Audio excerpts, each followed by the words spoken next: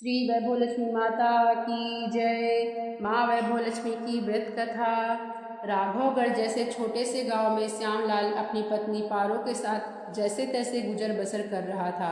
श्यामलाल जहाँ सरल स्वभाव का धर्म कर्म करने वाला था, वहीं उसकी पत्नी पारो भी पतिव्रता व माँ वैभवलक्ष्मी की परम भक्ति थी। वह अविवाहित समय से ही वैभवलक्ष्मी की पूजा भक्ति भाव से करती थी। शायद उसी का प्रभाव था कि उसे श्यामलाल जैसा सरल स्वभाव का पति मिला। खैर, दोनों का जीवन गाड़ी जैसे तैसे चल रही थी। एक दिन श्यामलाल के मन में विचार आया कि सभी लोग मुंबापुरी जाकर कुछ समय बाद ही धनवान हो जाते हैं, क्यों ना वह भी अपना भाग्य आजमाने के लिए मुंबापुरी जाए। उसने सुन भी रखा था कि जो मुंबापुरी की धरती पर कदम रखता है उसका भाग्य बदल जाता है। शायद उस धरती का ही कोई चमत्कार हो। अगले दिन श्यामलाल ने अपनी पत्नी से सलाह मशविरा किया और मुंबापुरी जा पहुंचा। पहले तो उसने एक बनिए के यहाँ नौकरी की। 1-2 साल तक नौकरी करने के बाद उसने लकड़ी की पेटियां बनाने का अपना ही कारोबार शुरू कर लिया। वह दिन रात मेहनत करता, भाग्य ने भी उसका साथ दिया। भाग्य साथ भी उसी का देता है जो लग्न निष्ठा से परिश्रम पूर्वक व ईमानदारी के रास्ते पर चलता हुआ धनार्जन करता है। देखते ही देखते श्यामलाल ने मुंबापुरी में ही मकान बना लिया और दुकान भी खरीद ली। फिर एक दिन वह अपने परिवार को भी वहाँ ले गया और स्थायी रूप से वहीं बस गया। उसका गृहस्थ जीवन आनंद पूर्वक व्यतीत हो रहा था। माँ वैभवलक्ष्मी की कृपा से उसे किसी भी प्रकार का कोई अभाव नहीं था। मुंबापुरी में श्यामलाल जैसे अनेक परिवार थे जो देश के विभिन्न भागों से आकर वहाँ बस गए थे। उस व्यस्ततम नगरी में किसी को भी किसी से कोई मतलब नहीं रहता था। सब अपने अपने कार्यों में व्यस्त रहते थे। पारो व श्यामलाल संध्या समय लक्ष्मी नारायण के मंदिर भी जाया करते थे। यह उनका नियम सा बन गया था। उनके 2 बच्चे थे। इस तरह परिवार भी छोटा ही था।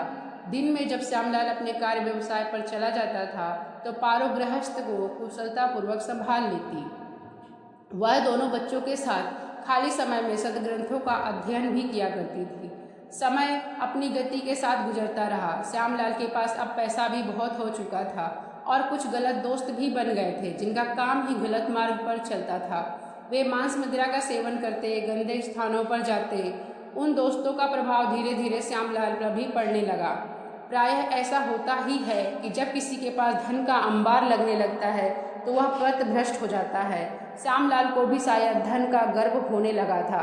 पहले उसका नियम था कि वह समय पर घर आ जाया करता था और बच्चों के साथ हंसी खुशी समय व्यतीत किया करता था।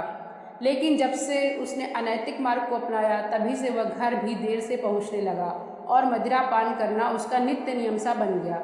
उसकी पत्नी पारो उसे बहुत समझाया करती थी कि वह गलत लोगों का साथ छोड़ दे, लेकिन उसने कोई परवाह नहीं की। आखिर एक दिन वही हुआ जो होना था। वह अपने व्यवसाय स्थल पर पहुंचा और दुकान खोली तो देखा कि वहाँ कुछ भी नहीं था। ना विक्रय के लिए कोई सामान था और ना ही उसका गल्ला दुकान में था। एक ही रात में उसकी दुकान लुट चुकी थी। वह मायूस होकर घर लौट आया और सारी स्थिति पत्नी को बता दी। गलत मार्ग चलने का परिणाम भी गलत ही होता है। उसकी पत्नी ने उसे धैर्य बंधाया और पड़ोस में रहने वाली एक वृद्ध के पास चली गई। उस पर जब भी कोई विपदा आती थी तो वह उस वृद्धा के पास चली जाया करती थी। वृद्धा भी उसे कोई न कोई समाधान सुझा दिया करती थी। वृद्धा ने पारो से कहा कि बेटी, तू किसी भी प्रकार की चिंता मत कर। माँ वैभवलक्ष्मी ने चाहा तो सब ठीक हो जाएगा। माँ में तेरी श्रद्धा तो है ही।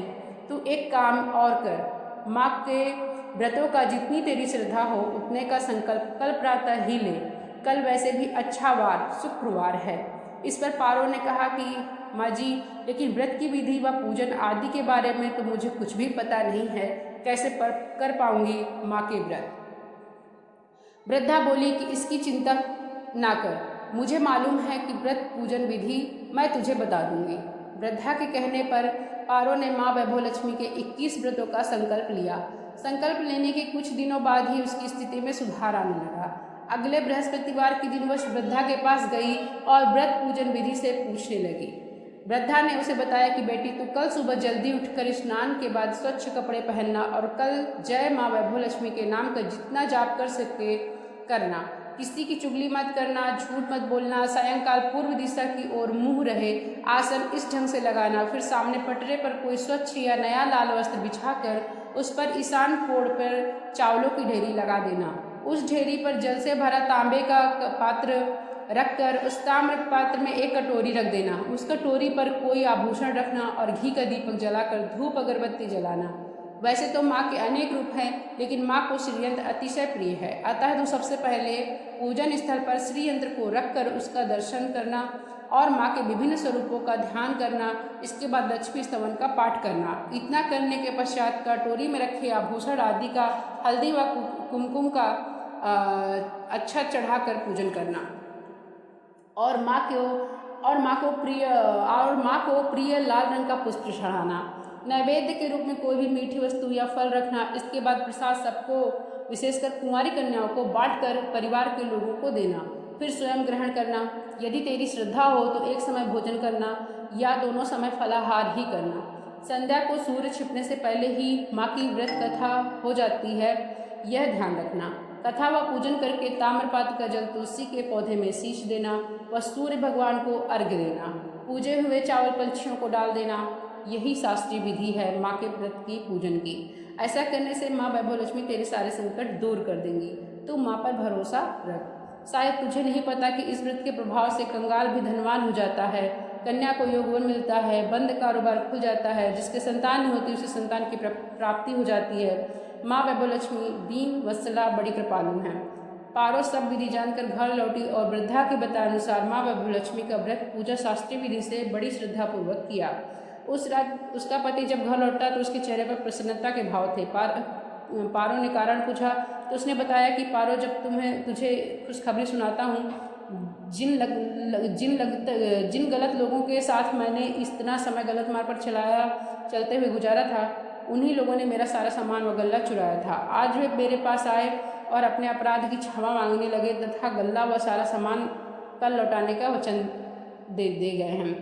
पारो के आश्चर्य की सीमा ही नहीं रही। वह माँ के चरणों में नतमस्तक हो गई और गदगद होकर अपने पति श्यामलाल से बोली कि देखो, ये सब माँ वैभव लक्ष्मी के पूजन का व्रत का ही चमत्कार है। लो, आप भी माँ का प्रसाद ग्रहण करो। श्यामलाल ने भी बड़ी श्रद्धा से माँ का प्रसाद ग्रहण किया और उसने भी पत्नी पारो के साथ ही माँ के व्रत का पूजन का संकल्प लिया। इस प्रकार माँ के चमत्कार के फलस्वरूप श्यामलाल व पारो के जीवन में पुनः खुशहाली छा गई। उस दिन के बाद वे दोनों पति पत्नी माँ वैभव लक्ष्मी का व्रत पूजन श्रद्धा व भक्ति से करने लगे। 21 शुक्रवार के व्रत कर लेने पर अंतिम शुक्रवार को उन्होंने उद्यापन किया। उस दिन उन्होंने खीर व पूरी अन्य पकवान बनाए, नारियल पधराया और 21 सौभाग्यशाली स्त्रियों को भोजन कराकर दक्षिणा की तथा माँ वैभव लक्ष्मी व्रत कथा की 21 पुस्तकें भी भेंट में दी। उन्होंने माँ से प्रार्थना की कि हे माँ वैभव लक्ष्मी, जिस प्रकार आपने हमारे संकट दूर किए, उसी प्रकार सब लोगों के संकट दूर करना, दरिद्रता को दूर करना, धनवान बनाना, कुंवारी कन्या को योग्य वर देना, संतानहीन को संतान देना। हे माँ, आपकी लीला अपरंपार है, आप बड़ी कृपालु हैं। जो कोई भी माँ वैभव लक्ष्मी की इस व्रत कथा को पढ़ेगा या सुनेगा, उस पर माँ की असीम कृपा रहेगी। बोलो माँ वैभव लक्ष्मी की जय।